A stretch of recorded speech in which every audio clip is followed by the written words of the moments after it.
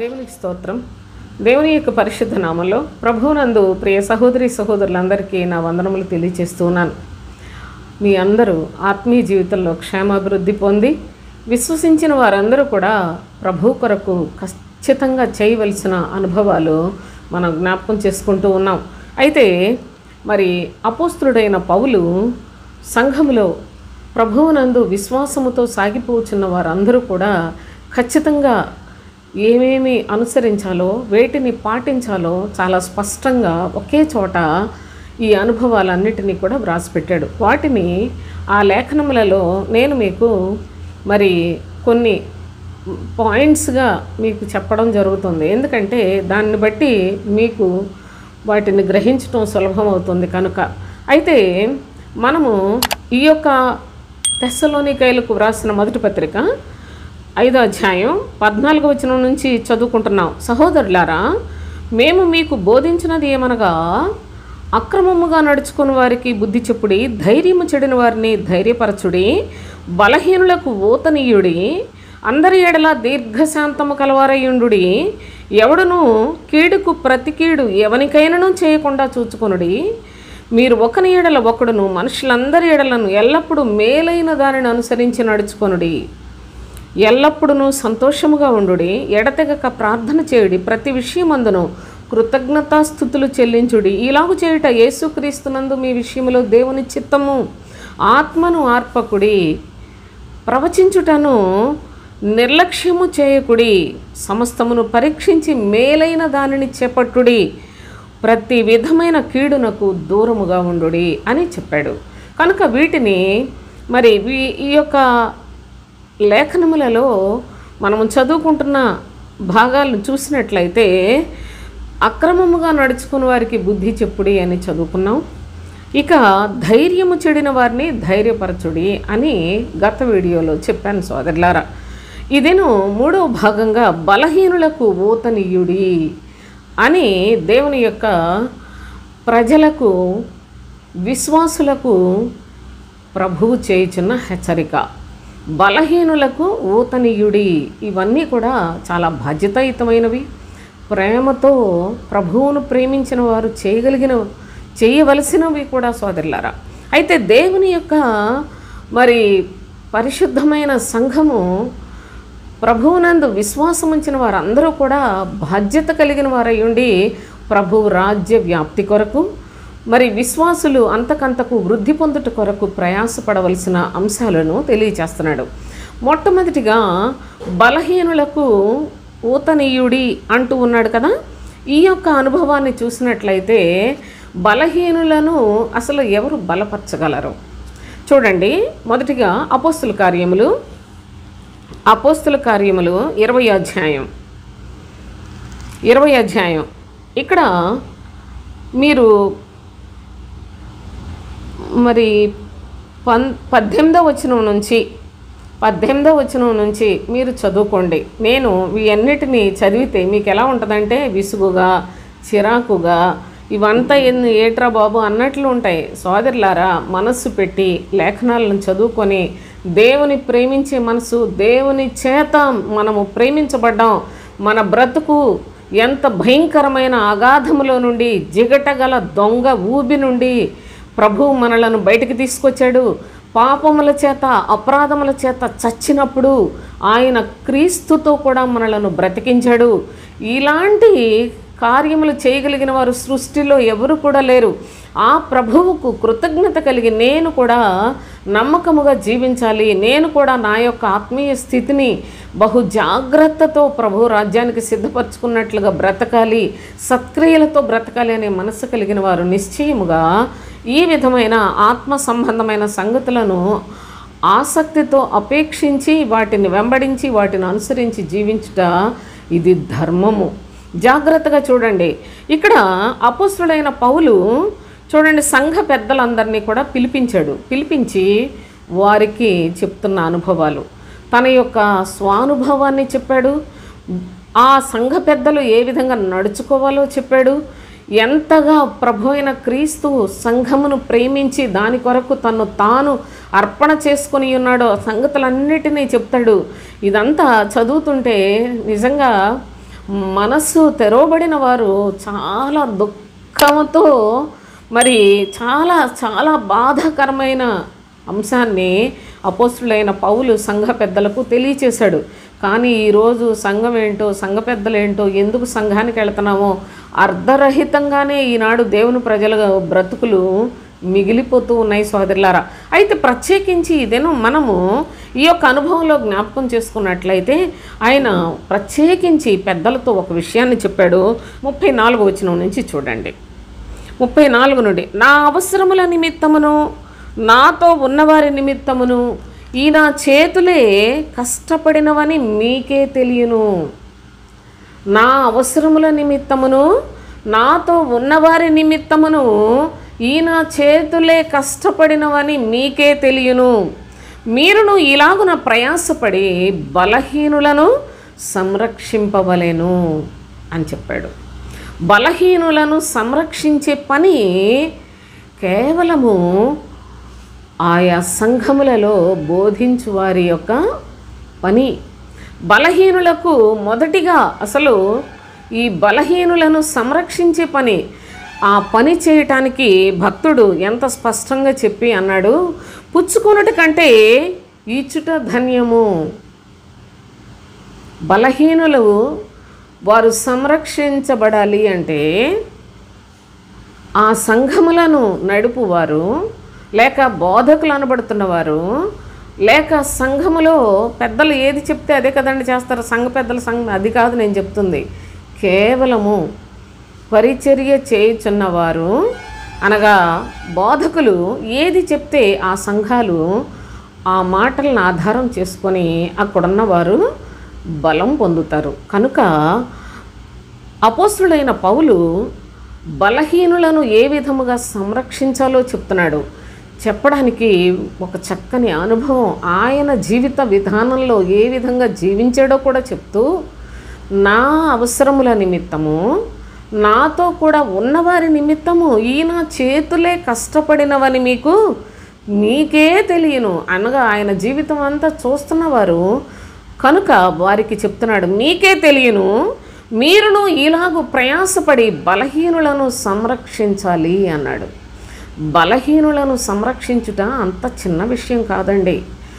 వాళ్ళు శక్తివంతులు కావాలి అంటే, వాళ్ళు క్షేమముగా ఉండాలి అంటే ఆ బోధకుల మీద ఆధారపడి ఉంటుంది. కనుక వాళ్ళు ఏం చేయాలి ఆ బోధకులు అంటే, భక్తుడు అన్నాడు, నేను నా చేతులతో కష్టపడి పనిచేసి నా అవసరాలు తీర్చుకుంటున్నాను, నాతో ఉన్నవారి అవసరాలు కూడా ఆ విధంగానే తీరుస్తూ ఉన్నాను, మీరు చూస్తున్నారు, ఇది మీ అందరికీ తెలుసు అంటూ ఆయన అంటున్నాడు, మీరు కూడా ఈలాగున ప్రయాసపడి బలహీనులను సంరక్షింపవలెను.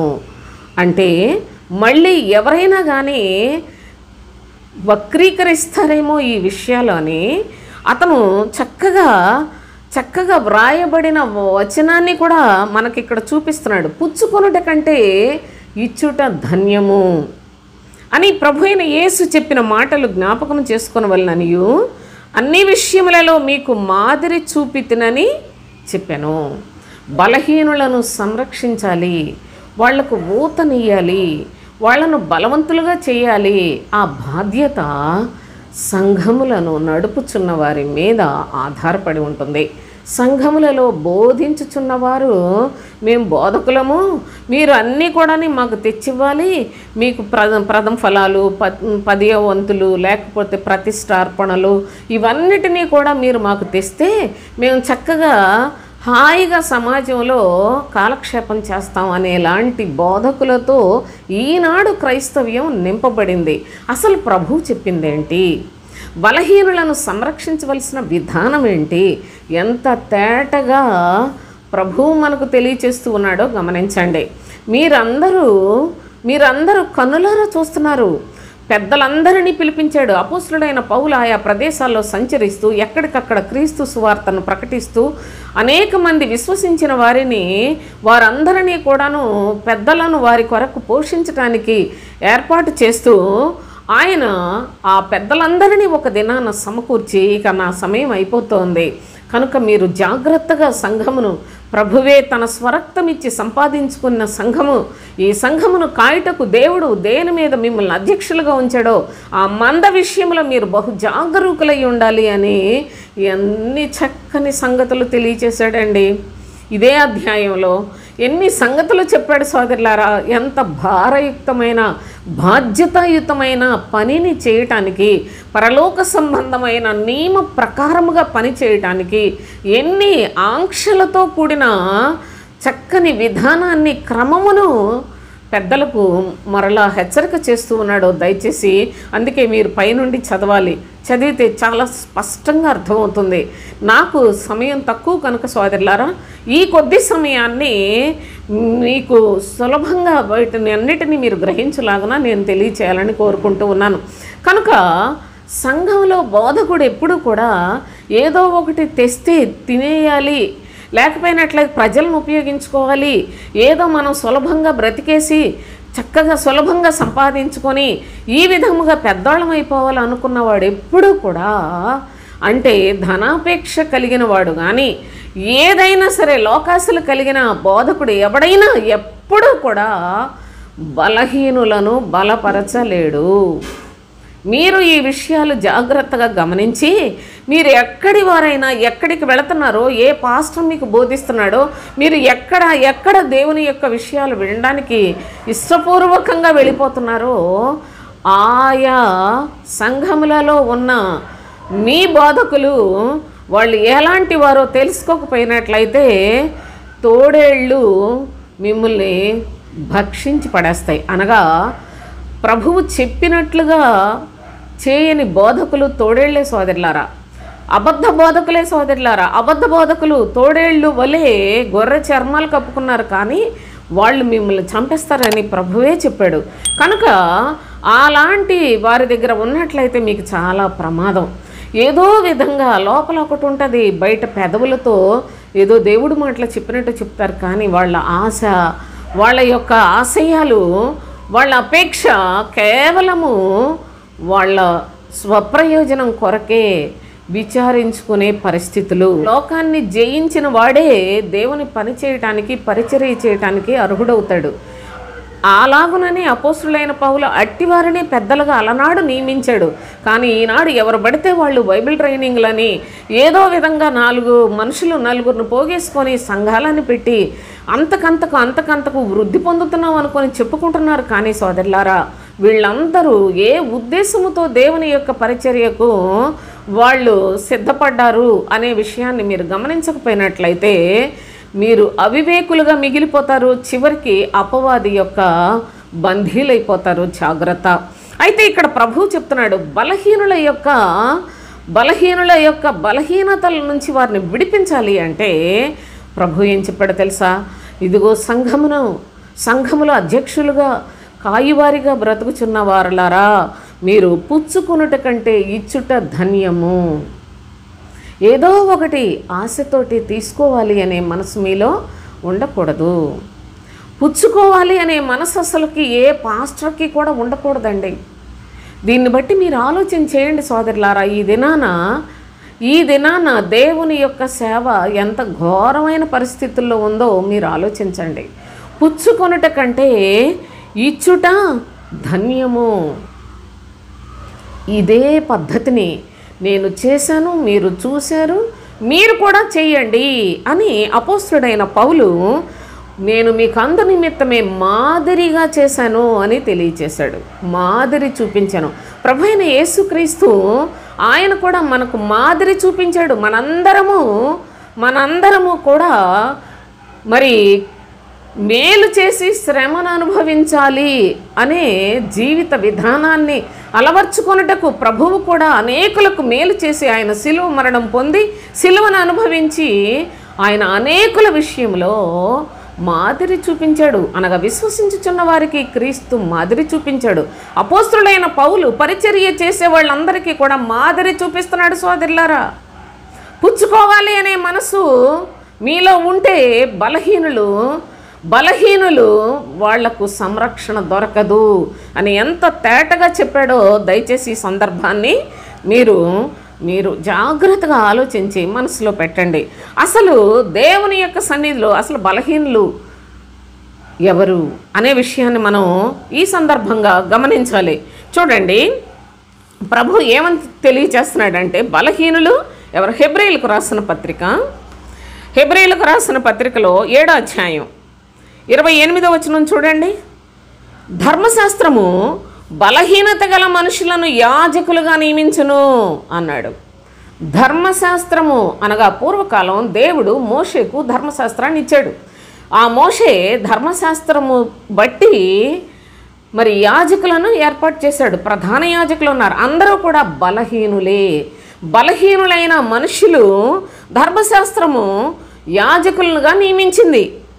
కానీ ధర్మశాస్త్రమునకు తరువాత వచ్చిన ప్రమాణపూర్వకమైన వాక్యము నిరంతరమును సంపూర్ణ సిద్ధి పొందిన కుమారుని నియమించెను. సంపూర్ణ సిద్ధి పొందిన కుమారుడు అనగా సిలువ వేయబడిన క్రీస్తును ప్రమాణపూర్వకమైన వాక్యము నిరంతరము యాజక ధర్మము నిర్వహించే ఒక యాజకునిగా ఏర్పాటు చేసింది ప్రమాణపూర్వకమైన వాక్యం.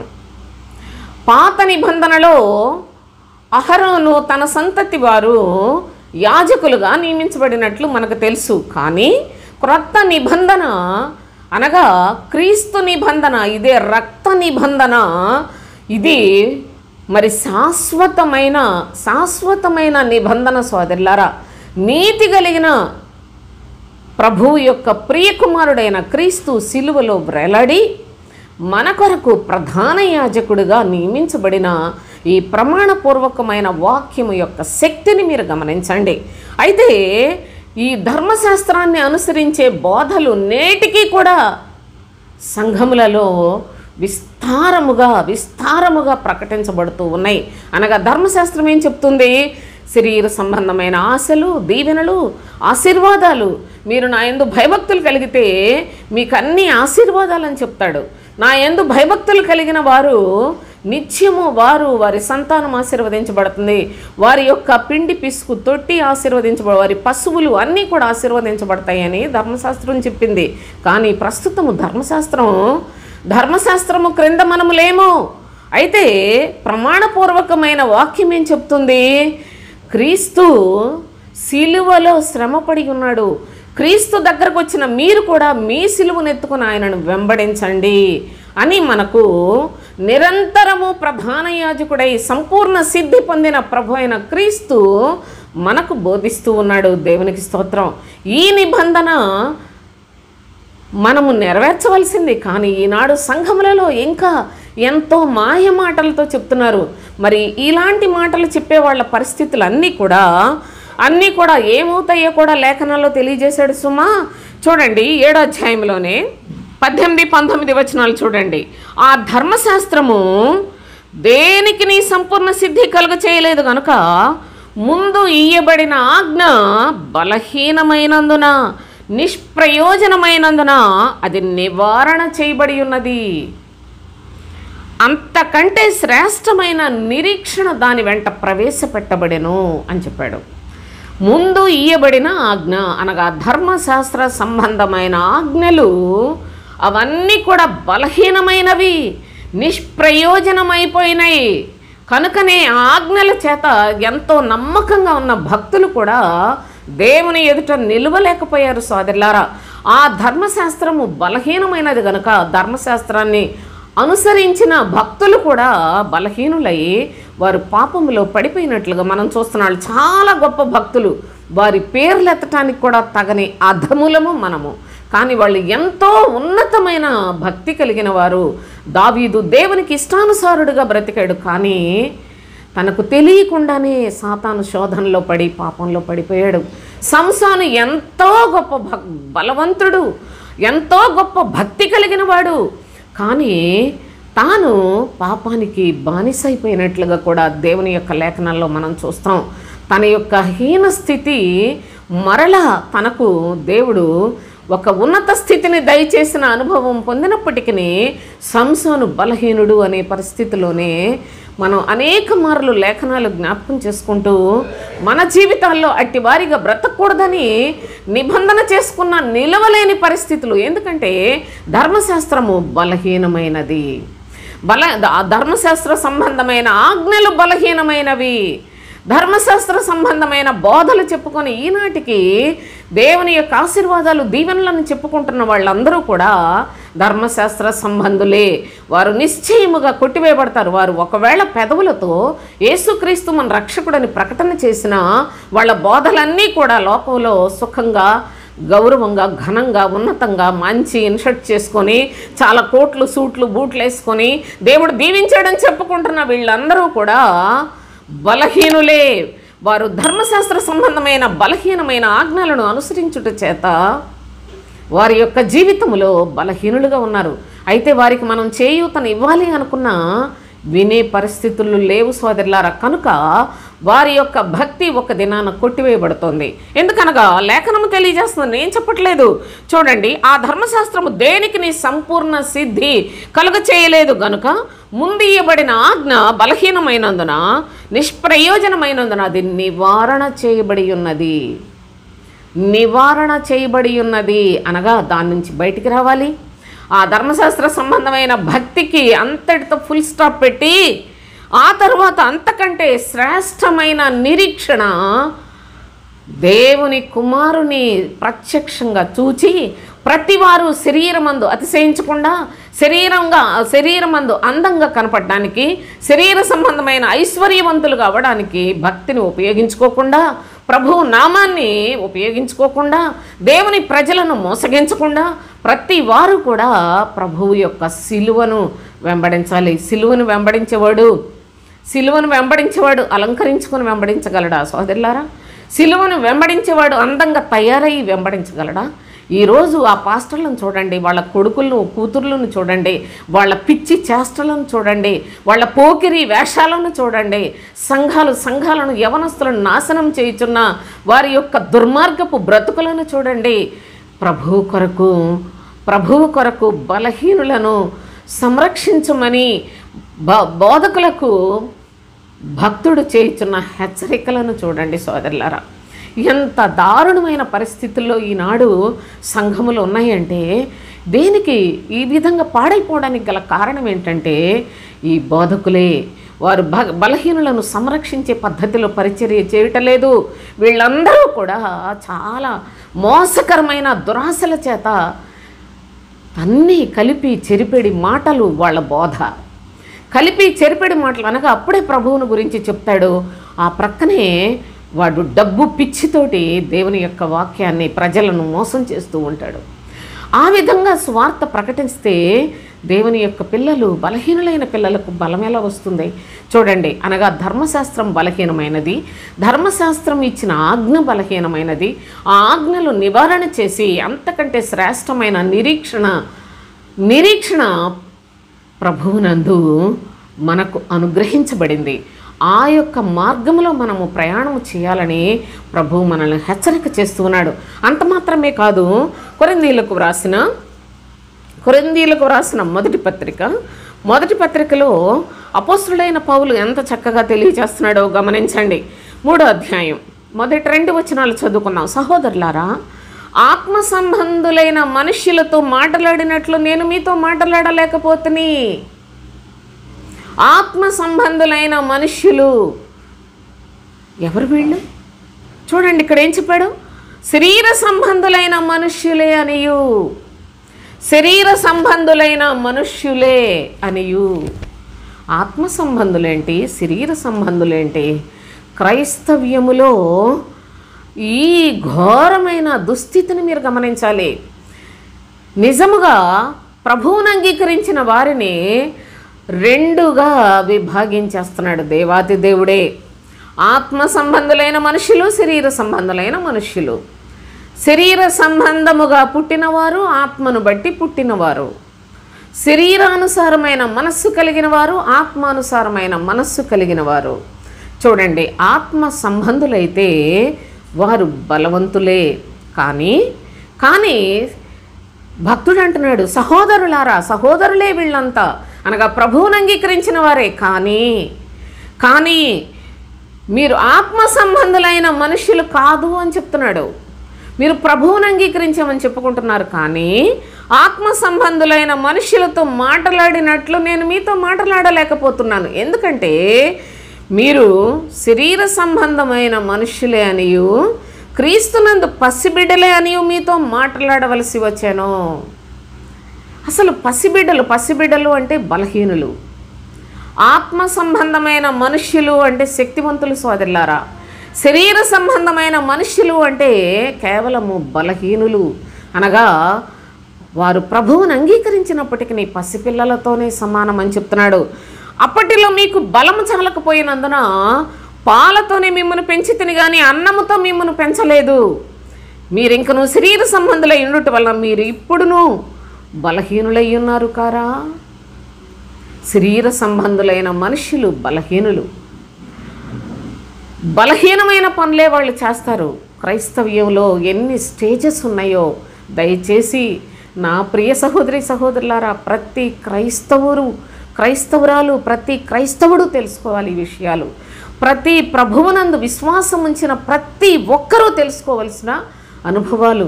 అయితే మేము దేవుని నమ్ముకున్నాం, దేవుని సన్నిధికి వెళుతున్నాం అనుకొని చాలా సంతోషపడిపోతున్నారు. విశ్వాసులు అనుకుంటున్నారు మాలో ప్రార్థనా జీవితం ఉంది, గంటలు ప్రార్థన చేస్తాం, వాక్యాన్ని విపరీతంగా చదువుకుంటాం, మాకు క్రమముగా మేము జీవిస్తున్నాం అనుకుంటున్నారు. కానీ ఈ లేఖనాలన్నీ ఎందుకండి? మనలను మనము మోసం చేసుకునేలాంటి మోసములో ఈ బోధకులు ప్రజలందరినీ బందీలుగా చేసుకుంటూ ఉన్నారు. వాళ్లకు అనుకూలంగా వాళ్ళ చెప్పు చేతల్లో ఉండేలాగా దేవుని యొక్క ప్రజలను మోసంలో ముంచుతున్నారు. కానీ సోదరులారా, ప్రభువుని చూపిస్తున్నారా? అసలు మీ స్థితి, మీరు ప్రభువునందు ఎక్కడున్నారో మీకు తెలుసా? మీరు దేవుని అంగీకరించమని చెప్పుకున్న పసిపిల్లలుగా ఉంటే, శరీర సంబంధులుగా ఉంటే అసలు మీరు ఎప్పటికీ మీ బ్రతుకులలో మీరు ముందుకు సాగలేరని తెలుసా? అసలు నేను ప్రభువునందు ఇంకా నేను పసిపిల్లల లాంటి బ్రతుకులో బ్రతుకుతున్నానా, ఒక శరీర సంబంధమైన మనసుతో బ్రతుకుతున్నానని ఎప్పుడైనా విమర్శ చేసుకున్నారా? ఎప్పుడైనా మిమ్మల్ని మీరు పరిశోధించుకున్నారా? నా ప్రియ సహోదరి సహోదరులారా, ఇంతగా మనము నష్టపోతూ మంచి విశ్వాసులమని భ్రమలో ఉన్నామంటే మనలను ఎంత భ్రమపరిచేవాడు ఎవడు? అపవాది వాడే బోధకులను తయారు చేసింది. సాతాను వాడే వెలుగుదూత వేషం వేసుకున్నాడు. వాడి పరిచారకులు కూడా నీతి పరిచారకుల వేషం వేసుకొని ఉన్నారు. ఈ సత్యాన్ని అపోస్తులుడైన పౌలు ప్రత్యక్షముగా ప్రజలందరి మధ్యలో ప్రకటన చేసినందుకు వెర్రివాడు అన్నారు, పిచ్చివాడు అన్నారు. పౌలా, నీవు అతి విద్య వలన నీకు పిచ్చి పట్టిందన్నారు. నువ్వు ఏయో చెప్పేస్తున్నావు అన్నారు. యూదులందరూ కుట్రలు పన్నారు. సోదరులారా, ఎంతో తేటగా చెప్పాడు. అది నిజంగా ఆ యొక్క మాట ఒకటి నేను మీకు ఇక్కడ ఈ సందర్భంగా చదువుతాను. ఒక మాట చదవండి. అసలు ఈనాడు క్రైస్తవ్యంలో మనస్సు లేని మనుషులుగా తయారైపోయారండి. ఆలోచన లేదు, అర్థం చేసుకోవటం లేదు. దేవుని యొక్క వాక్యాలు నిదానించి వివేచించి ప్రభు యొక్క మార్గంలో నడుచుకోవాలని ఆశయం లేదు ప్రజల్లో. ఎంతసేపు ఆ పాస్టర్లు ఏది చెప్తే ఆ పాస్టర్ తోడేలా, ఒక నక్కలాంటోడా, కుక్కలాంటోడా, లేకపోయినట్ల ఒక పాము లాంటోడా, ఇవన్నీ ప్రభు పెట్టిన పేర్లే కదండి బోధకులకి. ఒక ముండ్ల తుప్పలాంటోడా, గొప్పల కోసం అతిశయం కోసం బ్రతుకుతూ నన్ను నాశనం చేస్తున్నాడనే ఆలోచన లేదు సోదరులారా. చూడండి పౌలు గారు ఏం చెప్తాడు. అపోస్తుల కార్యములు 20వ అధ్యాయంలోనే 19వ వచనం చూడండి. యూదుల కుట్ర వలన నాకు శోధనలు సంభవించినను కన్నీళ్లు విడుచుచు.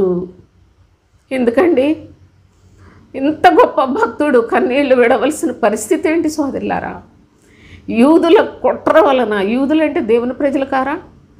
దేవుని ప్రజలే దేవుని యొక్క ఆత్మ పొందిన, క్రీస్తు ఆత్మ సమృద్ధిగా పొందిన పౌలు మీద కుట్రలు చేస్తారా? ఎందుకు ఇలా జరుగుతుందో మీకు అర్థమవుతుందా? అసలు ఆలోచిస్తున్నారా? యూదుల కుట్ర వలన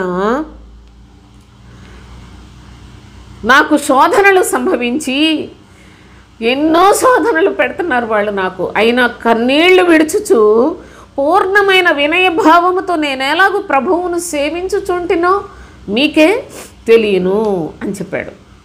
యూదులు కుట్రలు చేస్తూ ఉన్నారండి, సత్యాన్ని ప్రకటించకుండా చేస్తున్నారు. అనగా క్రీస్తు సువార్తను ప్రకటించడానికి ఎన్ని అవరోధాలు కలిగిస్తున్నారో మరి ఒక చోట కూడా చాలా చక్కగా స్పష్టంగా చెప్పాడు. అది కూడా చదువుకుందాం. తెస్సలోనికైలకు వ్రాసిన మొదటి పత్రిక 2వ అధ్యాయం 15-16 వచనాలు చూడండి. ఆ యూదులు తమ పాపములను ఎల్లప్పుడూ సంపూర్తి చేయుటకై, ఆ యూదులు తమ పాపములను ఎల్లప్పుడూ సంపూర్తి చేసుకుంటానికట ప్రభు అయిన యేసును ప్రవక్తలను చంపి మమ్మను హింసించి అన్యజనులు రక్షణ పొందుటకై వారితో మేము మాట్లాడకుండా, అన్యజనులు రక్షణ పొందుటకై వారితో మేము మాట్లాడకుండా మమ్మను ఆటంకపరచుచు దేవునికి ఇష్టలు కాని వారును మనుషులందరికీ విరోధులై ఉన్నారు. చూడండి ఎంత ప్రమాదకరమైన పరిస్థితి దేవుని యొక్క సత్యమును ప్రకటించే వారికి సంభవిస్తుందో. దేవుని ఉగ్రత తుదముట్ట వారి మీదికి వచ్చెను అని తెలియచేస్తున్నాడు. యూదులు, మీరు అపోస్తల కార్యాలు చూస్తే విస్తారంగా కనిపిస్తుంది. ప్రతి చోట ఆయన ధర్మశాస్త్ర సంబంధంగా ఉన్నంత వరకు, సవులుగా ఉన్నప్పుడు ఎవ్వరూ కూడా ఏమీ మాట్లాడలా. ఇంకా గొప్ప చేశారు, అధికారాన్ని ఇచ్చారు, చాలా చాలా అతన్ని ప్రోత్సాహపరిచారు. సోదరులారా, ఎప్పుడైతే ప్రభు దర్శించి క్రీస్తును ప్రకటించుట ప్రారంభించాడో అపోస్తలుడైన పౌలును అక్కడ నుండి ఎలాగ ఇతను చంపాలని ప్రధాన యాజకులు, యూదులు ఎన్నో కుట్రలు పన్నుతూ ఎంతో సువార్తకు అభ్యంతరము కలుగు చేస్తూ ఆయన ఎక్కడికి వెళ్ళినా క్రీస్తును ప్రకటిస్తుంటే ఆయన ప్రకటనను అబద్ధములుగా మాట్లాడి అతని మీద అభండాలు మోపి అతను ఏదో ఏదో ఏదో చెడ్డవాడని ఆనాడు ప్రజలకు ప్రచారం చేస్తూ ఎంతో అభ్యంతరాన్ని సత్య సువార్తకు కలిగించిన వారు ఈ యూదులే సోదరులారా. కనుకనే వీళ్ళందరూ ఎన్నో కుట్రలు పన్ని సువార్త ప్రకటనకు అభ్యంతరం కలుగు చేస్తుంటే కన్నీళ్లు విడుచుచు వినయ భావముతో నేను ఎలాగో నడుచుకున్నానో మీకే తెలియను అని చెప్పాడు.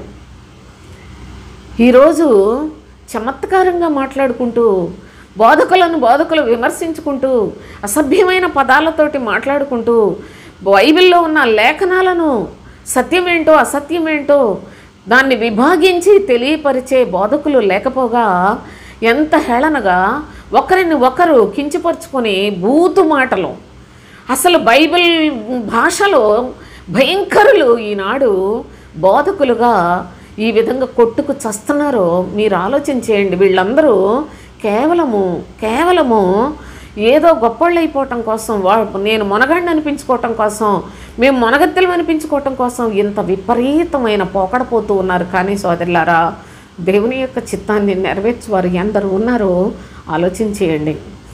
అందరూ కూడా వాళ్ళ యొక్క స్వలాభం కోసం, స్వప్రయోజనం కోసమే ఈనాడు ప్రభు యొక్క పరిశుద్ధ నామాన్ని అన్య ప్రజల మధ్యలో ఎంతో దూషణ పాలు చేస్తూ ఉన్నారు.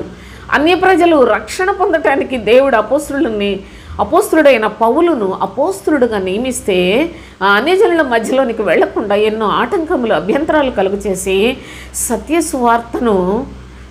సువార్తను చెరిపివేయటానికి పూనుకొనిన వారు అపోస్తుల కాలము నుండి ఎందరో సోదరులారా. ఎంత విస్తారమైన మందలుగా వచ్చారు దొంగ బోధకులు. వీళ్ళందరూ కూడా వారు క్రీస్తును ప్రకటించరు. కేవలము మనుషులను మాయలో ముంచేస్తున్నారు. ఈ మోసం తెలుసుకుంటేనే నీ క్రైస్తవ జీవితం ముందుకు సాగుతుంది. లేకుంటే నువ్వు ఎల్లప్పుడూ కూడా క్రీస్తులో అంటే దేవుని నమ్ముకుంటావు కానీ ఒక చంటి బిడ్డలాగా ఇక నీ బ్రతుకంతా కూడా బలహీనమైన స్థితిలో అక్కడే పతనమైపోవలసిందే. కానీ ప్రభువునందు శక్తివంతులై బలవంతులై ప్రభు రాజ్య వ్యాప్తి కొరకు ప్రయాసతో ప్రభువుకి ఇష్టరాలుగా జీవించుట అసాధ్యం. క్రీస్తును నీవు విశ్వసించకపోయినట్లయితే, అనగా క్రీస్తును పోలి జీవించకపోయినట్లయితే, శరీర సంబంధమైన మనస్సు కలిగిన పసితనంలాగే ఉన్నట్లయితే, బలహీనమైన స్థితిలో ఉన్నట్లయితే నీవెప్పటికీ పరలోక రాజ్యంలో ప్రవేశింపవు అనే సత్యాన్ని చాలా చాలా తేటగా ఈ లేఖనములలో ప్రభు మనకు తెలియచేస్తూ ఉన్నాడు. అయితే దేవుని యొక్క మహాకృపచేత ప్రభు అయిన తండ్రి ఈ విధముగా బలహీనులు ఎవరో కూడా చెప్తున్నాడు. దేవుని యొక్క ధర్మశాస్త్రము బలహీనమైనది, ఆ తరువాత వచ్చిన ప్రమాణపూర్వకమైన వాక్యము సంపూర్ణ సిద్ధి పొందిన కుమారుని ప్రధాన యాజకునిగా నియమించింది. అనగా ఈనాడు క్రీస్తు మన ప్రధాన యాజకుడిగా ఉండి మనలను పోషించి సంరక్షించి మనలను బలవంతులుగా చేయాలని ఆయన సిలువ మ్రాను మీద వ్రేలాడిన సత్య సువార్తను అపోస్తలులు ప్రకటిస్తూ ఉన్నారు. వారి బోధను మాత్రమే విశ్వసించాలి అని తేటగా తెలియచేస్తున్న దేవుని యొక్క కృపా సువార్తను దయచేసి హృదయమందు భద్రపరుచుకొని ఈ విధంగా ముందుకు వెళ్ళాలని చెప్తున్నాడు. అంతేకాదు, మనం దేవుని అంగీకరించాం, మేము ధర్మశాస్త్ర సంబంధం కావు, మేము ప్రభువులో ఉన్నాం, మేము ప్రభువుని అంగీకరించామని చెప్పుకుంటున్నారు. కానీ శరీర సంబంధులైన మనుషులుగానే ఉన్నారు. ఎలాగో శరీర సంబంధమైన మనుషులు కూడా చెప్తున్నాడు, మేమే శరీర సంబంధమైన మనుషులం కాదండి, మేము దేవుని పిల్లలు, బాప్తిసం తీసుకున్నాం, దేవుని కొరకే జీవిస్తున్నామని చెప్పుకుంటున్నారు. అయితే క్రైస్తవులను మోసం చేసే దుష్టుడైన సాతాను వీడి యొక్క పనివారు ఎందరో లోకంలో బయలుదేరారు. వీళ్ళందరూ కూడా దేవుని ప్రజలకు సత్యము తెలియకుండా అభ్యంతరముగా ఉన్నారు. అయితే అపోస్తలుడైన పౌలు ఏమని చెప్తున్నాడంటే, కొరింథీయులకు రాసిన మొదటి పత్రిక 3:3 మీలో అసూయ కలహమును ఉండగా శరీర సంబంధులై మనుష్యరీతిగా నడుచుకునేవారు కారా? శరీర సంబంధులట మనుష్యరీతిగా నడుచుకుంటున్నారు. ఆత్మ సంబంధులైన మనుషులతో మాట్లాడినట్టు నేను మీతో మాట్లాడలేకపోతుని అంటూ ఉన్నాడు. ఒకడు నేను పౌలు వాడను, మరి ఒకడు అంటున్నాడు నేను అపోల్లో వాడను అని చెప్పినప్పుడు మీరు ప్రకృతి సంబంధులైన మనుషులు కారా? చూడండి ఎలా విడగొడతా వస్తున్నాడు. చూడండి, మీరు ఆత్మ సంబంధులుగా లేరు అన్నాడు. మీరు శరీర సంబంధులైన వారే, మీరు పసిపిల్లలే, మీరు కేవలము మనుష్య రీతిగా నడుచుకుని వారే, మీరు ప్రకృతి సంబంధులైన మనుష్యులే, దేవునికి సంబంధించిన వాళ్ళు కారు, క్రీస్తు సంబంధులు కారు అని తెలియచేస్తూ ఉన్నాడు. సోదరులారా, క్రీస్తు సంఘం అని పేరు పెట్టుకుంటే అది క్రీస్తు సంఘం అయిపోదు. లేకుంటే పరలోక సంఘం అనుకుంటే అది పరలోకం కాదు. అబ్రహాం అని పేరు పెట్టుకుంటే అబ్రహాములు కారు, పౌలు అని పేరు పెట్టుకున్నందు మాత్రాన పౌలు లాంటి వారు కారు. సోదరులారా, కేవలము దేవుని యొక్క సత్య వాక్యమును అనుసరించి క్రీస్తును మన సిలువను ఎత్తుకుని వెంబడిస్తేనే మనము క్రీస్తునందు బలవంతులయ్యే పరిస్థితులు ఉన్నాయని వాక్యాన్ని అనుసరించి జీవించిన వారే బలము కలిగిన వారు. కానీ దేవుని యొక్క సన్నిధికి వెళ్ళి వచ్చినంత మాత్రాన ఎవడే చెప్తే నమ్మిన వాళ్ళు బలవంతులు గారు, వీరు బలహీనులు అని చెప్తున్నాడు. చూడండి, ఒకడు అంటాడట నేను పౌలు వాడను, మరి ఒకడు అంటున్నాడు నేను అపోల్లో వాడను అంటున్నాడు. ఏంటి ఇలా మాట్లాడుకుంటున్నారు అని ఇక్కడైతే చాలా స్పష్టంగా చెప్పాడు. కొరింథీయులకు రాసిన మొదటి పత్రిక 1:13 క్రీస్తు విభజింపబడి ఉన్నాడా? పౌలు మీ కొరకు సిలువ వేయబడినా? అపోల్లో మీ కొరకు సిలువ వేయబడ్డా? కేఫా మీ కొరకు అనగా పేతురు మీ కొరకు సిలువ వేయబడ్డా అని సంఘములలో ఉన్న ప్రజలు వారి యొక్క అజ్ఞానాన్ని ఏ విధముగా అబద్ధికులైన మనుషులు, బోధకులు, దొంగ బోధకులు వేషం, వీళ్ళందరూ కూడా దొంగ బోధకులు సోదరులారా, వేషాన్ని మార్చుకొని గొర్రె చర్మములు కప్పుకున్నారు. కానీ ఈ తోడేళ్ళన్నీ కూడా దేవుని యొక్క ప్రజలు దేవుని రాజ్యానికి ఎప్పటికీ వెళ్లకుండా ఇది ఈనాడు వాళ్ళ చుట్టూ, పాస్టర్ల చుట్టూ తిప్పుకుంటున్నారు. అందుకని పౌలు గారు చాలా స్పష్టంగా చెప్పాడు. వాక్యాన్ని చూడండి, నేనైనా మీరైనా మనందరికీ ఆధారం దేవుని యొక్క వాక్యమే కదా.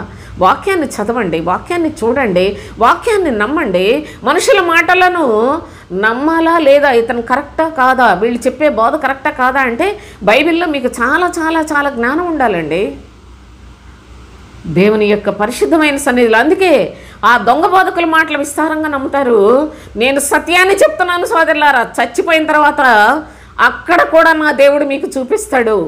ఆ న్యాయపీఠం ఎదుట న్యాయాధిపతి చూపిస్తాడు. నేను సత్యాన్ని మీకు తెలియచేస్తున్నాను. ఏ విధము చేతనైనా బలహీనులకు ఊతనియ్యాలి, అది నేను చేస్తున్న పని. ఒక దేవుని కృప పొందిన దానగా, ఒక దేవుని యందు ఆయన యొక్క మహోన్నతమైన కార్యములు చూచిన దానిగా, దేవుని యొక్క సన్నిధిలో కృతజ్ఞత బుద్ధి కలిగి బ్రతకాలని ఆశించిన దానిగా బలహీనులు కొంతమందికైనా ఊతను ఇవ్వాలి అనే ఆశతో ఈ సంగతులు నేను మీకు తెలియచేస్తున్నాను సోదరులారా. ఎవరినో ఏదో ఒకటి దూషించి మాట్లాడటంలా, బైబిల్లో ఉన్నాయి చెప్పి ఇలాగ దొంగలు ఎలా ఉంటారంట, అబద్ధికులు ఎలా ఉంటారంటే దేవుడు చెప్పాడు. వాళ్ళు దొంగలు ఇలా వస్తున్నారు అంటే, దొంగలు వస్తున్నారంటే ఊరంతా అలర్ట్ అయిపోతారు కదా. బాబోయ్ రోజు జాగ్రత్తగా ఉండాలి, తాళాలు బాగేసుకోవాలి, తలుపులు బాగేసుకోవాలి అని అన్నీ చూస్తున్నారు కదా. దొంగలు వస్తున్నారు అని ప్రభు చెప్పమంటే చెప్తున్నాను. దొంగలు వచ్చేసారు, ఈ దేవుని యొక్క సేవలో వాళ్ళు చొరబడ్డారు అని ప్రభు చెప్పమన్నాడు కనుక నేను చెప్తున్నాను. అంతేగా నేను ఎవరిని తృణీకరించి ద్వేషించి చెప్పట్లా. దొంగోడిని నువ్వు ఎలాగ సహోదరుడు అంటావు? ఒక దొంగని నువ్వు ఏ విధముగా దేవుని యొక్క సేవకుడుగా అంగీకరిస్తావు? దొంగతనమును హత్యను నాశనం చేయటకు వచ్చేసాడు, ఆడు చొరబడిపోయారు. అలాంటి వాళ్ళు లక్షల మంది ప్రవేశించారు దేవుని యొక్క సేవలో అని బైబిల్ చెప్తుంది. మీకు ప్రతి మాట నేను ఆధారం లేకుండా బైబిల్లో లేని ఒక మాట కూడా చెప్పను.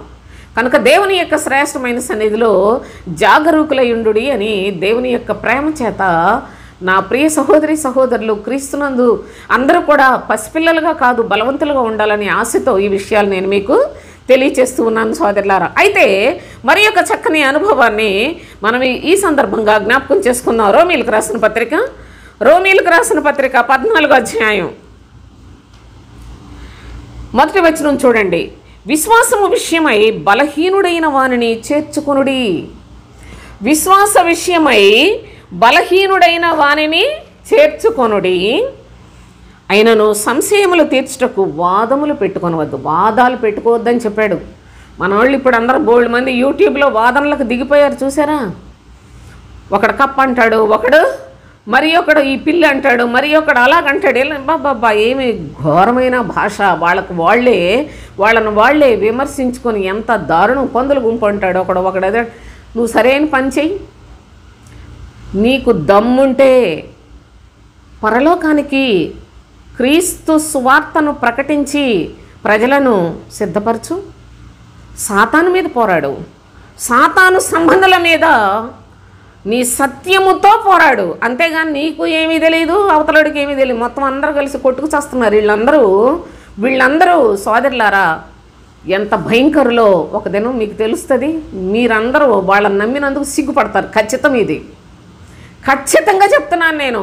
వాళ్ళని నమ్మినందుకు ఒక్క దినం, ఎందుకంటే మీ జ్ఞానం లేదు, చెప్పిన ప్రతి మాట నమ్ముతారు. సొలొమోను మహారాజు అంటున్నాడు, జ్ఞానము లేనివాడు అనవసరమైన సోదంతా కూడా ప్రతి మాట కూడా నమ్ముతాడని చాలా స్పష్టంగా రాసిపెట్టాడు. ఇప్పుడు అవన్నీ నేను మీకు చూపించాల్సిన అవసరం లేదు. జ్ఞానము కలిగిన వాడు ప్రతిదాన్ని వివేచిస్తాడు. ఇతను ఏంటి చెప్తున్నాడు? లోకస్తుల్లాగా లోక సంబంధంగా బోధిస్తున్నాడే, వాళ్ళ గొప్పల కోసం బోధిస్తున్నారు. అసలు ఈ మాటలన్నీ కూడా లోకస్తుల కన్నా హీనమైన దరిద్రమైన బ్రతుకుతున్న సంఘాలను తయారు చేస్తున్నారు ఏంటి వీళ్ళు. కాబట్టి ఇక్కడ ఏదో తప్పు జరుగుతుంది, ఇతను కరెక్ట్ కాదు అని ఆలోచన చేసి వివేచించే వాళ్ళు లేరు. పాస్టర్లు అంటే భయం, వాళ్ళు ఏమన్నంటే శాపాలు వస్తాయని భయం. ప్రొద్దుట్లేసి నేను క్రీస్తు బోధ చెప్తున్నా, ఎన్నో అబద్ధ బోధల గురించి, అన్య బోధల గురించి, మోసకరమైన బోధల గురించి, యజబేల్ బోధల గురించి, లేకుంటే బిలాం బోధల గురించి, ధర్మశాస్త్ర సంబంధమైన బోధల గురించి విస్తారంగా ప్రతిదీ విడమర్చి చెప్పాను. నాకేది రాదేమి. మన ప్రభువు మన తల వెంట్రుకలన్నీ లెక్క పెట్టాడు. తెలుసా మీకు? మన తల వెంట్రుకలన్నీ కూడా లెక్క పెట్టాడు సోదరులారా. ఆయన మనకు తోడయి ఉండగా, ఆయన చిత్తాన్ని నెరవేర్చుచూ ఉండగా మనకు విరోధి ఎవడు అసలు? మనల్ని ఎవరేమి చేయగలరు? ఈ సృష్టి అంతా గిరగిర తిరిగి తల్ల క్రిందలైపోయినప్పటికీ దేవుని పిల్లలు ఆయన అరచేతిలో చెక్కున్నాడు. ఎవ్వడు ఏమీ కూడా చేయలేడు. ఈ రాజ్యాలు, ఈ వీళ్ళ యొక్క చట్టాలు, వీళ్ళు పెట్టుకున్న నియమాలు ఎన్ని మార్పు చెందినప్పటికీ, చంపినా పర్వాలేదు, ఆయన నామము నిమిత్తము చంపేసిన చక్కగా మహోన్నతుడైన తండ్రి సముఖమునకు అర్హులమవుతాం, సాక్షులమవుతాం సోదరులారా. ఈ లోకంలో ఎన్నాళ్ళు బ్రతికినా చావాల్సిందే కదా. అదేదో ప్రభు నిమిత్తము మరణించడం ఎంత గొప్ప భాగ్యము. కనుక దేవుని యొక్క చిత్తాన్ని తెలుసుకొని ప్రభు అంటున్నాడు చూడండి, విశ్వాసము విషయమై బలహీనుడైన వానిని చేర్చుకొనుడి. నాకు ఈ విషయాలు తెలియట్లేదు, నాకు ఈ వాక్యం అర్థం కాలేదు, నేను ఈ విధంగా అనుకుంటున్నాను, ఇదేంటి అండి అని అనేక మంది పాపం ఏది నమ్మాలో ఏది నమ్మకూడదో తెలియక గొర్రెల్లాగా ఈ కొండకు ఆ కొండకు తిరుగులాడుతూ ఉన్నారు సోదరులారా. అనగా ఈ కొండ ఆ కొండ అంటే ఈ సంఘానికి ఆ సంఘానికి, అక్కడి నుంచి ఇక్కడ బాగాలేదు, ఇక్కడ నుంచి అక్కడ. అసలు ఒక సంఘంలో ఒకడు మొదలుపెట్టిన పని వాళ్ళ యొక్క స్వనీతిని ప్రకటన చేసుకోవడానికి బోలెడని సంఘాలు ప్రారంభించబడ్డాయి. నిజముగా వీళ్ళు ప్రభువు చేత పంపబడిన పనివారు కాదు. ప్రభువు చేత పంపబడిన పనివారు ప్రభువు కొరకే పనిచేస్తారు. ప్రభువు నిమిత్తం ఈ లోకంలో వెర్రోళ్ళైపోతారు. ప్రభువు నిమిత్తం ఈ లోకములో సమస్తాన్ని కూడా, లోకాన్ని శరీరాన్ని జయించి సాతానుతో పోరాడతారు సోదరులారా. అంతేకాని ప్రభువు పని చేస్తున్నామని చెప్పుకొని అసలు ఎంత అసహ్యం అంటే ఒక బోధకులు అలంకరించుకొని అందంగా కనిపించి తలలకు రంగులు వేసుకొని చక్కగా సూట్లు గీట్లు వేసుకొని అలాగ చలామణైపోతున్నారంటే అసలు ఎంత అసహ్యకరమైన పని అండి అది. అందంగా కనిపించడానికి వేశ్యలు అలంకరించుకుంటారు. అందంగా కనిపించి సినిమాల్లో వాళ్ళ యొక్క అందాన్ని ప్రజలకు మోసం చేయడానికి వాళ్ళు నల్లగా ఉన్న తెల్లటి రంగులు పాముకొని ఆ విధముగా వాళ్ళు సినిమాల్లో యాక్ట్ చేస్తారు. బోధకులకి ఎందుకండి అందం మోసకరం అని చెప్తుంటే ఒక ముసలోళ్ళలాగా కనిపించాలి కానీ రంగేసుకొని యవనస్తుడిలాగా లేకుంటే మంచి అందంగా కనిపించాలనుకొని ఆ విధమైన బట్టలు వేసుకొని వాళ్ళు వాక్యాలు చెప్తుంటే పరిశుద్ధాత్ముడు ఎంత దుఃఖపడుతున్నాడో, పరలోకమందున్న తండ్రి ఎంత ఉగ్రతతోటి ఉన్నాడో. నా ప్రియ సహోదరి సహోదరులారా, జాగ్రత్త. వీళ్ళ బలహీనులను పోషించేది. బలహీనులను విశ్వాస విషయమై ఎంత చక్కగా చెప్పాడో చూడండి. విశ్వాస విషయమై బలహీనుడైన వానిని చేర్చుకొనుడి అని చెప్పాడు. అయినను సంశయములు తీర్చుటకు అతనికి వేరే ఏవేవో డౌట్స్ ఉన్నాయి. నాకు చాలామంది చెప్తూ ఉంటారు, మాకు చాలా డౌట్స్ ఉన్నాయమ్మా, వాటిని తీర్చుకోవాలంటే తప్పకుండా నేను మీకు టైం ఇస్తాను, చదువుకుందామమ్మా, దేవుని దగ్గర మనం మీ సంశయాలన్నీ తీర్చుకుందాం అని నేను బోలెడు మందితో మాట్లాడుతూ ఉంటాను. వాళ్ళ యొక్క డౌట్స్ అన్నీ తీరుస్తూ ఉంటాను సోదరులారా. ఎందుకంటే ఈ సంశయాలు తీర్చే విషయంలో వాదములు పెట్టుకోవద్దు అని చెప్పాడు. నిజంగా దేవుని మనుషులైతే సహోదరుడా, నీవు చెప్పేది నేను చెప్పేది, మన ఇద్దరం కూడా దేవుని పిల్లలుగా దేవుని పనిలో ఉన్నాం. కానీ నువ్వు అలా బోధిస్తున్నావు, నేను ఎలా బోధిస్తున్నావు, ఎక్కడో తేడా ఉంది, మాట్లాడుకుందాం అని ఏకాంతంగా మాట్లాడుకొని వాక్యాన్ని చూసుకొని అలాగ సమాధానకరంగా పరిచర్య చేసేవాళ్ళు లేరు.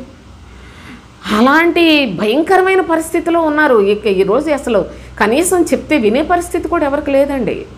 దేవుని యొక్క సన్నిధిలో బలహీనులైన వారు ఈ అవకాశాన్నైనా ఉపయోగించుకొని మీరు బలం పొందాలని ఆశతో బోధ వేరు, విమర్శించుకోవటం వేరు సోదరులారా. నేను బోధ చెప్తున్నాను. బోధ చెప్పినప్పుడు యేసయ్య ఆయన ఏం చెప్పాడు? వేషధారులైన శాస్త్రులారా, పరిసయ్యులారా అని వాళ్ళని సంబోధించి మాట్లాడాడు.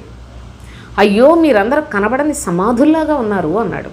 మీరు సున్నము కొట్టిన సమాధుల్లాగా ఉన్నారు, వేషధారులైన శాస్త్రులారా, పరిసయ్యులారా అని చెప్పాడు. ఆయన ఏకాంతంగా ఉన్నప్పుడు శిష్యులతో ప్రతి విషయాన్ని చాలా వివరించి వాళ్ళకు అర్థమయ్యేటట్టు చెప్పేవాడు. జాగ్రత్త. ఆయన ఎక్కడ పడితే అక్కడ జనసమూహములతో మాట్లాడేటప్పుడు పరలోకరాజ్య సంబంధమైన సువార్తను ప్రకటిస్తూ ఉండేవాడు. కనుక దేవుని యొక్క లేఖనాలు జ్ఞాపకం చేసుకునండి. ప్రభువు యొక్క మరి నువ్వు కూడా విమర్శిస్తున్నావు కదా అని మీకు డౌట్ రావచ్చు. నేను విమర్శించట్లేదు సోదరులారా, సత్యాన్ని చెప్తున్నాను. క్రీస్తు బోధ ప్రతి అబద్ధాన్ని కూడా చూపించగలదు కనుక చెప్తున్నాను. మీరు గమనిస్తే మీ ఇష్టం, లేదు విమర్శిస్తుందంటే అది మీ ఇష్టమే. ఏదైనా ఫలితం పొందేది నేను నా ప్రభువు దగ్గర, మీ దగ్గర కాదు.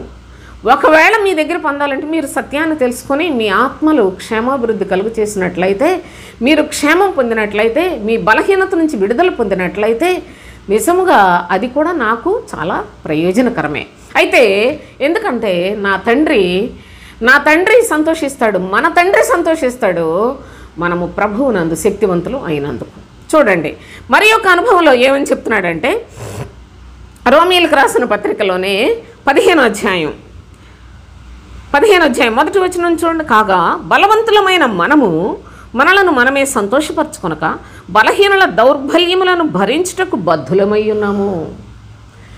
బలవంతులు అనగా క్రీస్తునందు బలమైన ఆహారము తినేవారు, క్రీస్తునందు పసిపిల్లలు బలహీనులని, శరీర సంబంధులని, ప్రకృతి సంబంధులని, మనుష్యరీతిగా ఆలోచించువారని చదువుకున్నాం.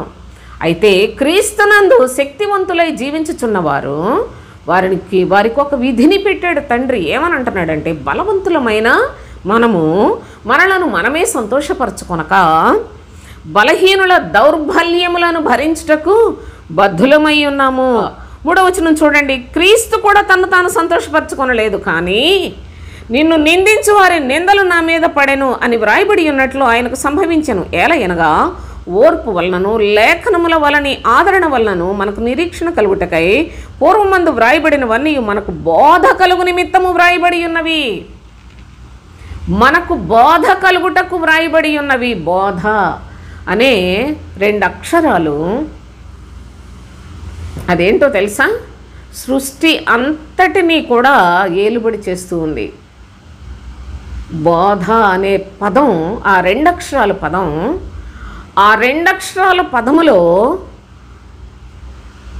ఎంత పవర్ ఉందంటే, ఎవడైనా ఏదైనా సరే చూడండి, అన్ని ప్రజలు వాళ్ళ బోధలో వాళ్ళు చేసుకుంటున్నారు. వాటికి కూడా ఎడిక్ట్ అయిపోయిన వాళ్ళు చాలామంది అందులో మునిగి తేలుతూ ఉంటారు. కానీ సృష్టినంతటిని ఏలుబడి చేస్తున్న బోధ అనే 2 అక్షరాలు సృష్టికర్త దేవుడు తన ప్రజలకు బోధించాడు. దయచేసి మీరు గమనించాలి. కానీ ఏమని బోధించాడో తెలుసా? నా ప్రియకుమారుడు ఈ లోకంలోనికి వస్తున్నాడు, ఆయన యందు విశ్వాసం ఉంచువాడు నిత్య జీవం పొందుతాడు అన్నాడు. ఇదే నేను మీకు తెలియచేసే క్రీస్తు బోధ. సృష్టి అంతటిని ఏలుబడి చేస్తూ ఉంది. క్రీస్తు బోధ సృష్టిలో పరలోకానికి దేవుడు ఏర్పరచుకున్న మనుష్యులను ప్రత్యేకపరుస్తుంది. క్రీస్తు బోధలో ఉన్న బలము అది. ఈ బోధను గురించి ఈనాడు బోధించేవారు లేక వాక్యము కరువు ఏర్పడిపోయింది. ఈ కరువులో మనకు స్వల్ప సహాయము అనుగ్రహించబడినట్లుగా తండ్రి క్రీస్తు బోధ యొక్క ప్రత్యక్షతను, సారమును మనకు బోధించబడుచు ఉన్న ఆయన కృపను కూడా దయచేసి జ్ఞాపకం చేసుకునండి. కనుక దేవుని యొక్క సన్నిధిలో చెప్తున్నాడు. నేను ఇంకా వివరించడానికి నాకు వీలు పడదు, కానీ సోదరులారా దయచేసి మరి ఒక అనుభవాన్ని కూడా మనం చదువుకుందాం. తిమోతికి రాసిన 2వ పత్రిక 2వ అధ్యాయం 1వ వచనం చదువుదాం. నా కుమారుడా, క్రీస్తు యేసునందున్న కృపచేత బలవంతుడవు కమ్ము అన్నాడు. ఎవరితో చెప్తున్నాడు? ఎవరితో చెప్తున్నారు? అపోస్తలుడైన పౌలు తనకు నమ్మకమైన పరిచారకుడుగా పనిచేస్తున్న నమ్మకస్తుడైన క్రీస్తు పరిచారకుడుగా తన తోటివాడిగా పనిచేస్తున్నాడండి తిమోతి. అంత గొప్ప ఉన్నత స్థితిలో ఉన్న తిమోతికి వ్రాస్తూ నా నిజమైన కుమారుడా అంటాడు. చూడండి, మీరు మొదట్లోనే చెప్తాడు నా ప్రియ కుమారుడా అని తెలియచేస్తాడు. అయితే ఆ కుమారుడితో ఏం చెప్తున్నాడంటే, క్రీస్తు యేసునందున్న కృపచేత బలవంతుడవు కమ్ము. బలం లేదా తిమోతికి? తిమోతి బలవంతుడు కాడా? క్రీస్తునందు చాలా చాలా బలమైన సాక్ష్యము కలిగిన వాడు. కానీ ఇంకా బలం కావాలి అని ఇంకా చాలా చాలా నేను అదే చెప్పాను, క్రైస్తవ్యములో నీ స్థితి ఎక్కడ? ఎన్నో స్టేజెస్ ఉన్నాయి సోదరులారా క్రీస్తునందు. అపోస్తలుడైన పౌలు తిమోతికి వ్రాస్తూ నా కుమారుడా, క్రీస్తు యేసునందున్న కృపచేత బలవంతుడవు కమ్ము అన్నాడు. అనగా నీవు ఎంత బలాన్ని సంపాదించుకుంటే అంతమందికి ప్రభువు వైపు వారి హృదయములు త్రిప్పగలిగిన సత్యమును నీవు ప్రకటించగలవు. నీవు బలవంతుడవు కమ్ము అని చాలా చాలా నమ్మకమైన, మళ్ళీ ఎంత బాధ్యత పెట్టాడు, నీవు అనేక సాక్షుల ఎదుట నా వలన వినిన సంగతులను ఇతరులకును బోధించుటకు సామర్థ్యము కల నమ్మకమైన మనుషులకు అప్పగింపము. క్రీస్తు యేసు యొక్క మంచి సైనికుని వలె నాతో కూడా శ్రమను అనుభవించము. శ్రమలు అనుభవిస్తే బలం వస్తుందండి. వాక్యం వింటే బాగుంటుంది, చెవులకు బాగుంటుంది, వినడానికి మనసుకు బాగున్నట్టుగా ఉంటుంది సోదరులారా. కానీ మనస్సులో నిలవదు. ఎప్పుడైతే శ్రమలు వస్తాయో, అనగా క్రీస్తు నామము నిమిత్తము శ్రమలు కలిగితే ఆ శ్రమలు మనిషిని బలవంతులుగా తయారు చేస్తాయి. ఆయన కృప ఎవరికి ఉంటే అందుకని అంటాడు కదా, తండ్రి తన కుమారుల ఎడల జాలిపడినట్లు ఆయన తన భక్తుల ఎడల జాలిపడతాడు.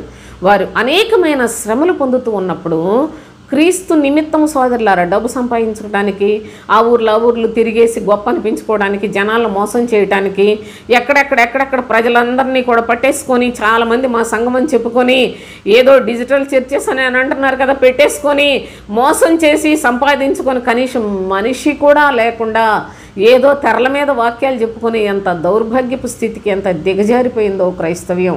ఈ విధముగా అంతా కూడా కనీసం దేవుని భయం లేని వాళ్ళండి ఈ రోజున దేవుని యొక్క సేవ చేస్తున్న వాళ్ళు. అయితే వాళ్ళు మిమ్మల్ని భ్రమ పెడుతున్నారు సోదరులారా. మరి చూడండి, అపోస్తులుడైన యోహాన్ని ఎక్కడ పెట్టారండి? ప్రకటన గ్రంథం రాశాడు కదా యోహాను, ఎక్కడున్నాడు ఆయన? చూడండి, ప్రకటన గ్రంథం 1వ అధ్యాయం 9వ వచనం చూడండి. మీ సహోదరుడను యేసును బట్టి కలుగు శ్రమలలోను రాజ్యములోను సహనములోను పాలిబాడనైన యోహానను నేను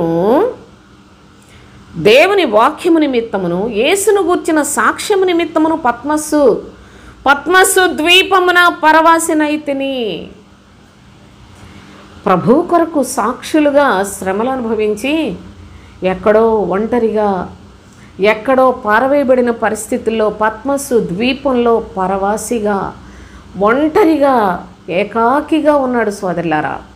కానీ వెంటనే అక్కడికి ప్రభు వచ్చి, నీవు చాలా పనులు చేయాలి.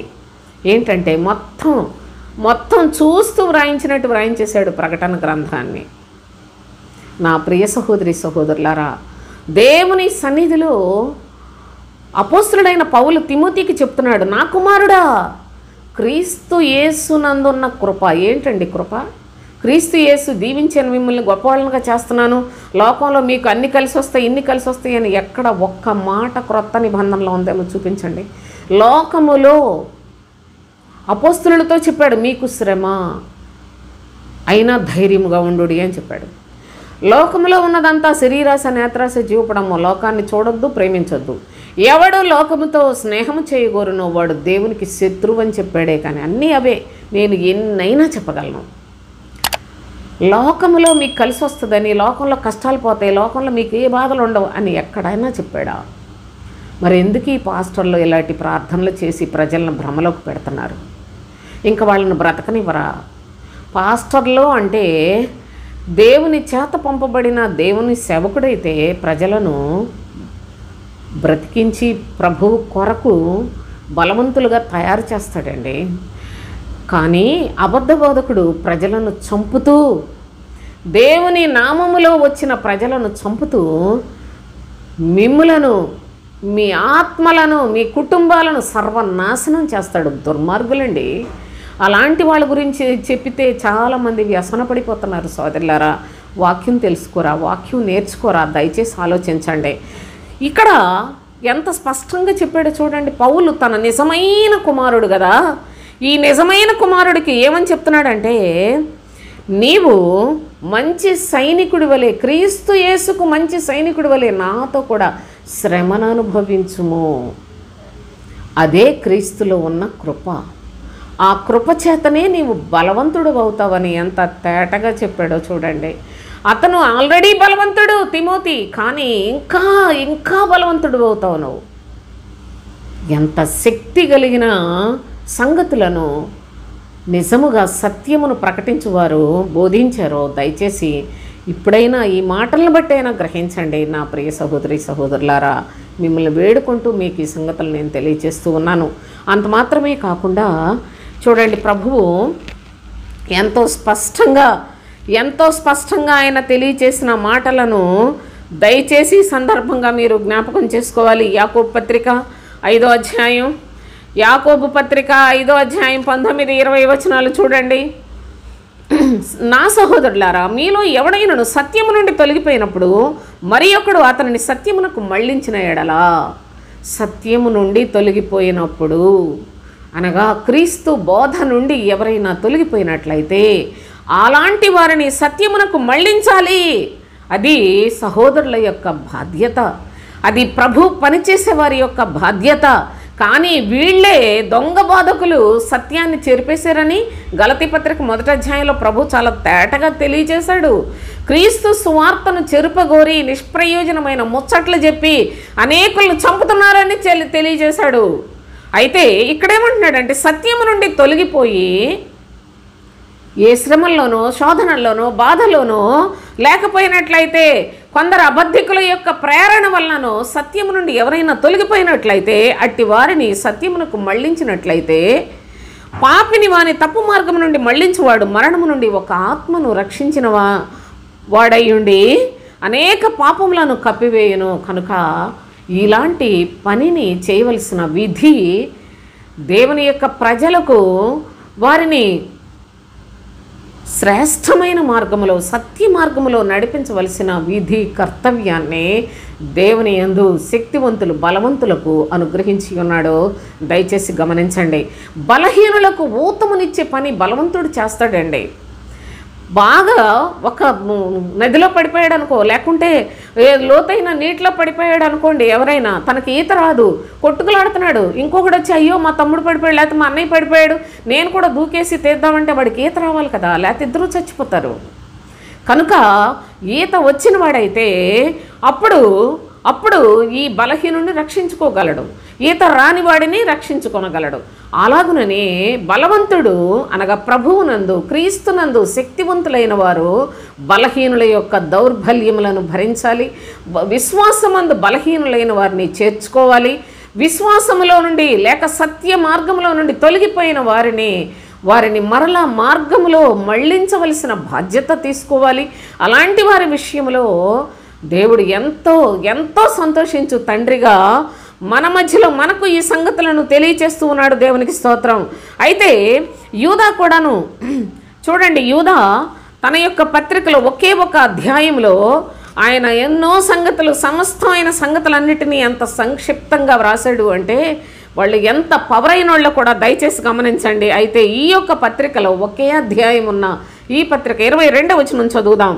అగ్నిలో నుండి లాగినట్టు కొందరిని రక్షించుడి, శరీర సంబంధమైన వారి అపవిత్ర ప్రవర్తనకు ఏమాత్రం ఒప్పుకొనక దానిని అసహించుకొనుచు కొందరిని భయముతో కరుణించుడి అని చెప్పాడు. ఎంత విలువైన సంగతులు ఉన్నాయో చూడండి. అగ్నిలో నుండి లాగినట్లు ఎవరి మీద సందేహపడు వారి మీద కనికరము చూపుడి అన్నాడు. సందేహపడు వారి మీద కనికరము చూపించండి. అనేక సందేహములతో ఉన్నారు ఈనాడు క్రైస్తవ జనాంగము. అమ్మా మరి వాళ్ళు అలా చెప్తున్నారు, మీరేంటి ఎలా చెప్తున్నారు అని అడుగుతారు. నన్నైతే సోదరులారా, నేను బైబిల్లో ఏనాడన్న ఒక అక్షరమైనా నా సొంతగా చెప్పినట్టు మీకు ఎక్కడైనా కనిపిస్తే నువ్వు పలాంది చెప్పావని నాకు కామెంట్ రూపంలో పెట్టండి. కానీ నన్ను కొంతమంది అడిగారు, అమ్మా మీ చేతిలో ఉన్న బైబిల్ వేరే, ఇదేంటి మా పాస్టర్ గారు 20 ఏళ్ళ నుంచి మేము చర్చికి వెళ్తాం, మాకు ఎప్పుడు ఇట్లాంటి సంగతులు చెప్పలేదు అంటున్నారు.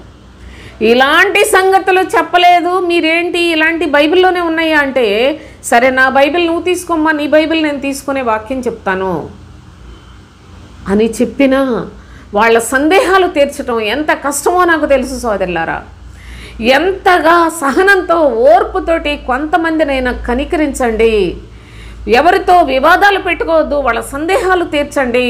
విశ్వాస విషయంలో బలహీనులైపోతున్న వారి మీద కనికరము చూపండి అని చెప్పాడు. ప్రభు చెప్పిన పని చేయొద్దా? వాళ్ళు బలహీనులు అవటానికి కారణం ఏంటి? వాళ్ళు ఎందుకు బలహీనులైపోతున్నారో చెప్పాలి కదా. బలహీనులకు ఊతమీయుడి అని నాకు ప్రభు ఆజ్ఞాపించాడు కదా.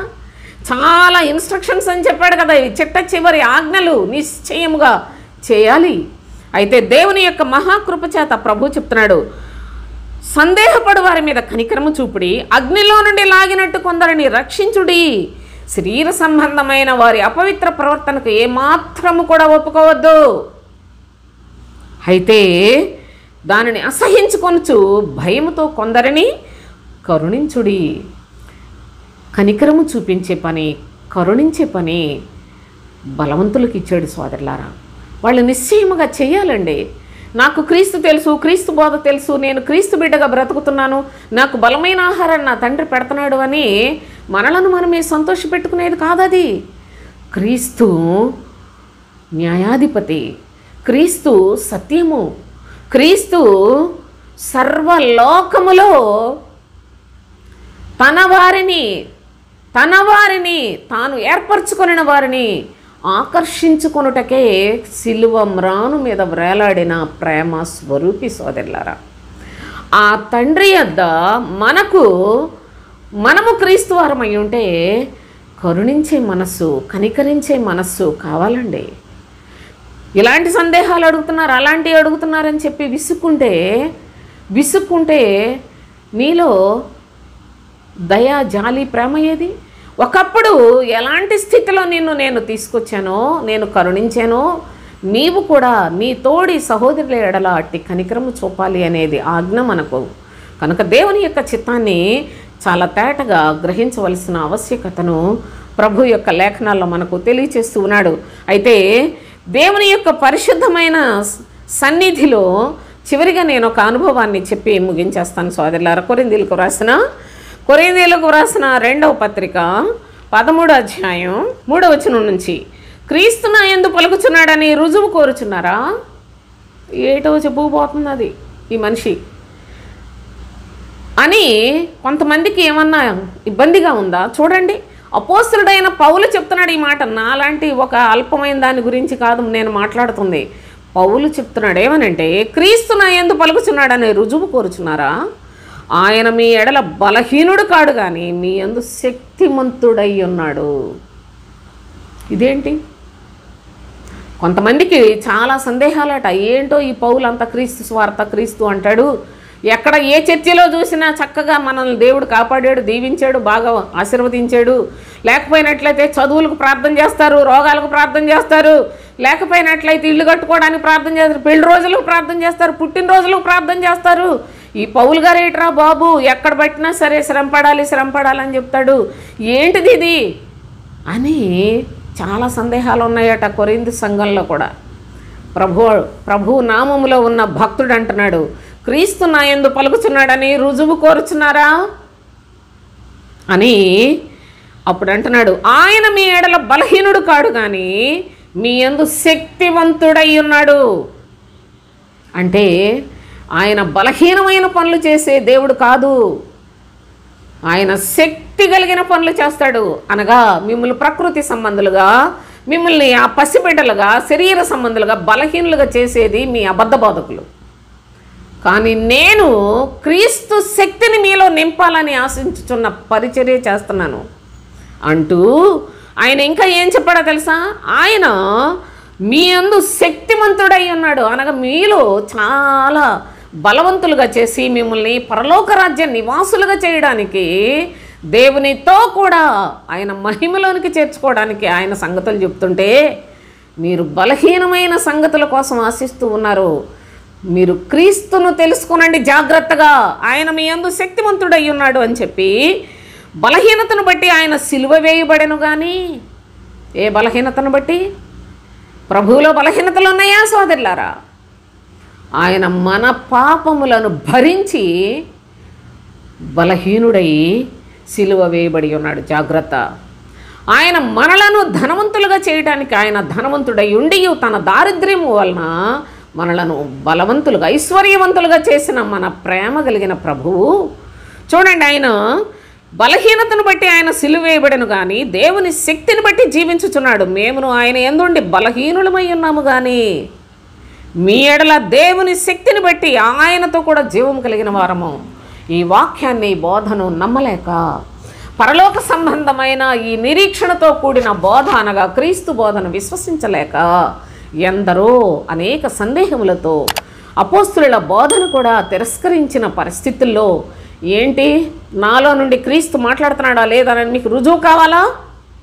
అని చడమడ వాయించేస్తారంటారు చూసారా, ఆ విధముగా కొరింథీయులతో మాట్లాడుతున్నాడు. అందుకే అరమర లేకుండా నేను మీతో మాట్లాడుతూ ఉన్నానంటాడు.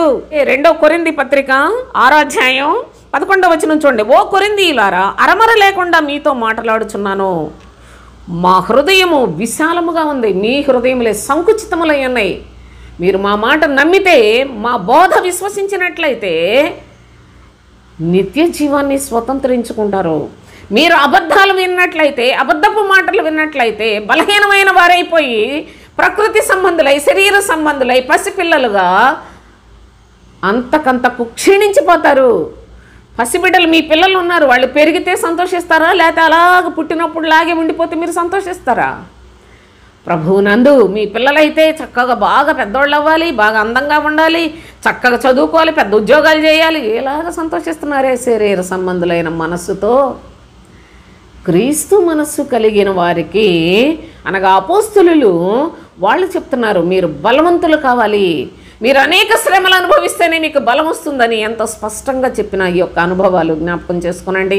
బలహీనులుగా ఉండకూడదు, బలహీనులకు ఊతనివ్వాలి అని మనకు దేవుడు విధించిన ఈ యొక్క నియమ ప్రకారంగా నేను నా సహోదరుల ఎడల, మీరు మీ సహోదరులు అందరికీ కూడా మనందరము సాక్షార్థమైన జీవితాన్ని జీవించినప్పుడే ప్రభు యొక్క చిత్తమును నెరవేర్చిన వారం అవుతాం. కనుక దేవుని యొక్క కృపను గ్రహించి మీరు కూడా బలవంతులు కావాలని, యేసుక్రీస్తునందున్న కృప చేత బలవంతులము కావాలని, అనగా శ్రమను అనుభవించి భక్తులు శ్రమలు అనుభవించారు, ఈరోజు అబద్ధికులు సుఖాలు అనుభవిస్తున్నారు.